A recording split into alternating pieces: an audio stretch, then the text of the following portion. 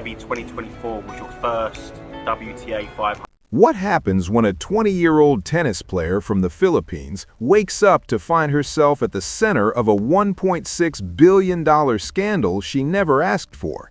And what if the entire thing was a lie designed to manipulate millions? This isn't just about fake news or clickbait. This is about how a young athlete became a national symbol, a media commodity, and a cautionary tale all at once. So how did AlexEala go from breaking barriers on the court to breaking the internet for all the wrong reasons? And what does this tell us about the real price of fame in the social media age? Stick around, because what happened next exposes something way bigger than tennis. Quick favor, if you're loving this, hit that subscribe button. Over 92% of viewers haven't yet. It's free, takes a second, and means the world to us. Thanks if you did. Now, back to the show. AlexEala wasn't supposed to be here. Not in the rankings, not in the headlines, and definitely not in the middle of a billion-dollar firestorm that would shake the tennis world to its core. But here's the thing about underdogs. They don't follow scripts, and Eala's story was already rewriting the playbook long before the controversy hit. Born in Quezon City, she picked up a racket at age 4. And by the time she was a teenager, she was doing something no Filipino had ever done, winning junior Grand Slam titles and making the world take notice. Her 2022 U.S. Open girls singles title wasn't just a trophy, it was a declaration. The Philippines had a fighter, and she wasn't backing down. Fast forward to early 2026, and Eala was ranked in the top 100, competing on the WTA Tour and carrying the hopes of an entire nation on her shoulders. Every match was more than just a match, it was a statement. Every win was a reminder that talent doesn't care about your passport or your resources. But fame comes with a price, and in Eala's case, that price was about to skyrocket in the most bizarre way imaginable. It started innocently enough, a few posts on social media claiming Eala had signed a massive endorsement deal, then another claiming she donated millions to charity. Then came the big one, a rumor so outrageous it should have been laughed off immediately, but wasn't. According to these viral posts, AlexEala had been offered $1.6 billion by a royal family in Abu Dhabi to represent their nation in international tennis. Yes, you heard that right, 1.6 B, and somehow millions of people believed it. Picture this, you're scrolling through your feed and you see a headline, Filipino tennis star AlexEala accepts record-breaking billion-dollar offer from Abu Dhabi Royals. It's got official-looking graphics, quotes from unnamed sources, and shares in the tens of thousands. Your first instinct isn't to fact-check, it's to feel something. Pride, excitement, disbelief. And that's exactly what the people behind this wanted, because in the age of viral content, emotions spread faster than truth ever could. But here's where it gets twisted. This wasn't just one random fake post, it was coordinated. Multiple accounts, multiple platforms, all dropping similar stories within hours of each other.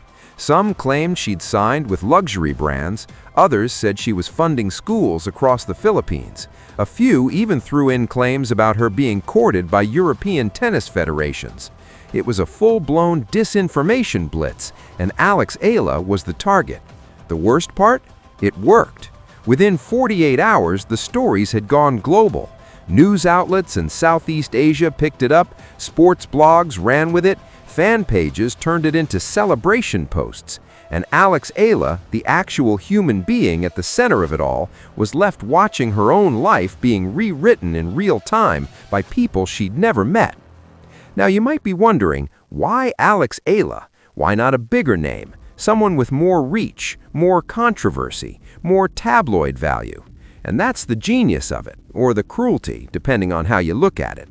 Eala represented something powerful, national pride.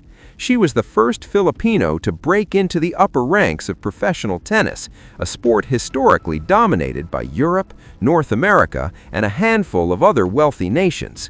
She was proof that you didn't need fancy academies or generational wealth to compete at the highest level. You just needed grit, talent, and a little bit of luck. But that pride, that emotional connection millions of Filipinos felt toward her success made her the perfect storm for exploitation. Because when you care deeply about someone's success, you're more likely to believe good news about them, even if it sounds too good to be true. And when you're desperate for your country to be seen, to be celebrated, to be taken seriously on the world stage, you'll share that news before you stop to ask, wait, is this even real? The fake stories spread like wildfire across Facebook, Twitter, TikTok, and Instagram. Fan accounts treated the news like gospel. Comment sections erupted with congratulations and national pride. People were tagging friends, posting Filipino flags, turning AlexEala's fabricated billion-dollar deal into a cultural moment. Except none of it was true. Not the endorsements, not the donations, not the Abu Dhabi offer, not a single word.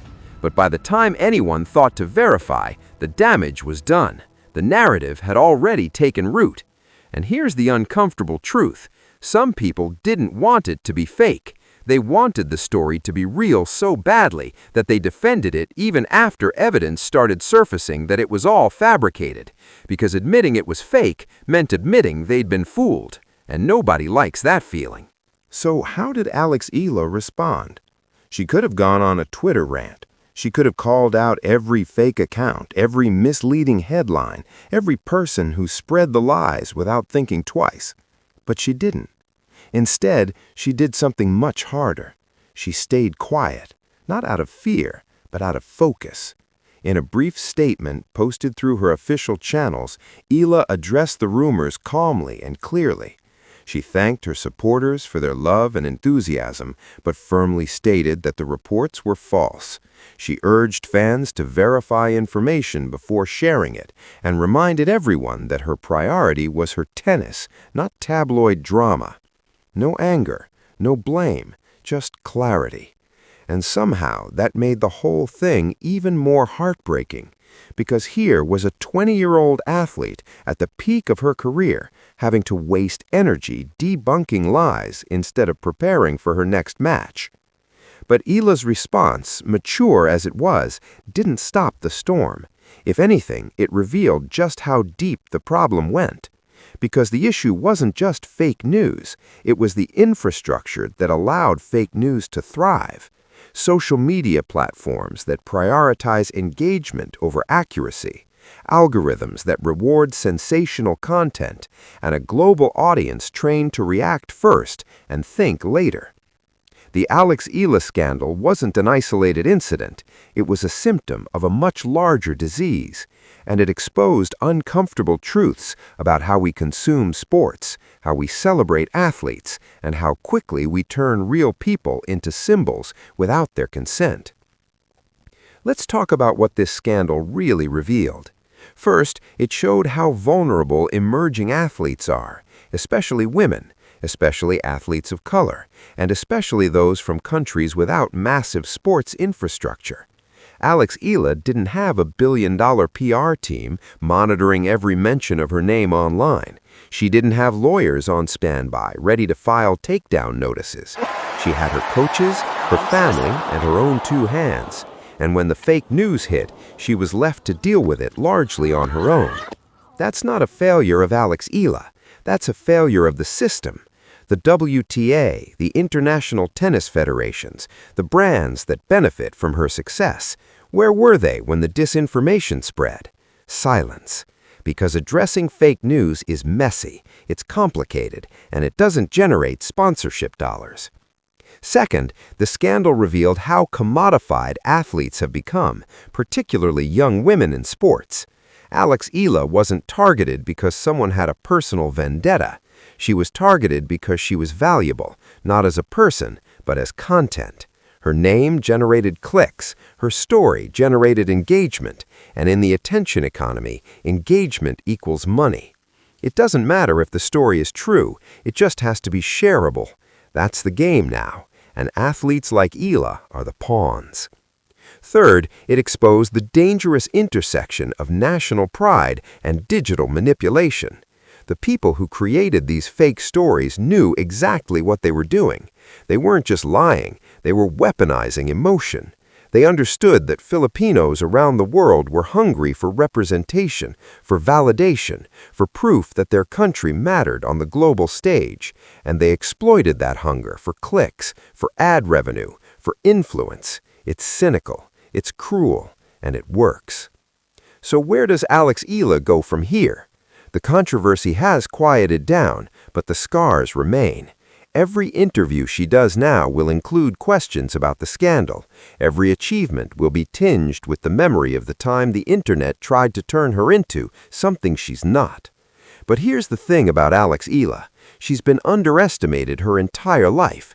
She's been told she's too small, too young, from the wrong country, playing the wrong sport, and every single time she's proven the doubters wrong. The billion-dollar scandal was just another obstacle, and like every other obstacle in her career, she's going to clear it. Because at the end of the day, AlexEala isn't defined by fake news or viral lies. She's defined by her backhand, her serve, her relentless work ethic, and her refusal to let anyone else write her story for her. But this story isn't just about AlexEala. It's about all of us. It's about how we engage with content online. It's about whether we choose to verify before we share. It's about whether we're willing to slow down in a world that rewards speed over truth. Because the next time a story like this breaks, and trust me, there will be a next time, we get to decide whether we're part of the problem or part of the solution. AlexEala didn't ask to be a national hero. She just wanted to play tennis. But somewhere along the way, the world decided she was more valuable as a symbol, as a headline, as a commodity. And when that symbol became too big to control, the vultures moved in. Fake stories, fake endorsements, fake billions, all designed to extract value from a young woman who was just trying to do her job. As the dust settles and the truth slowly replaces the lies, one thing is crystal clear. AlexEala survived the scandal, but the systems that enabled it, the clickbait culture, the algorithm-driven madness, the exploitation of athletes for content, those are still out there, waiting for the next target. So the question isn't just what happened to AlexEala. The question is, who's next? And when it happens again, will we finally be ready to do something about it? Because in the end, this isn't about tennis. It's about truth. It's about dignity. And it's about whether we're willing to protect the people we claim to celebrate before it's too late. AlexEala is still standing, still fighting, still serving aces while the world tries to figure out what's real and what's not. And maybe that's the most powerful statement of all.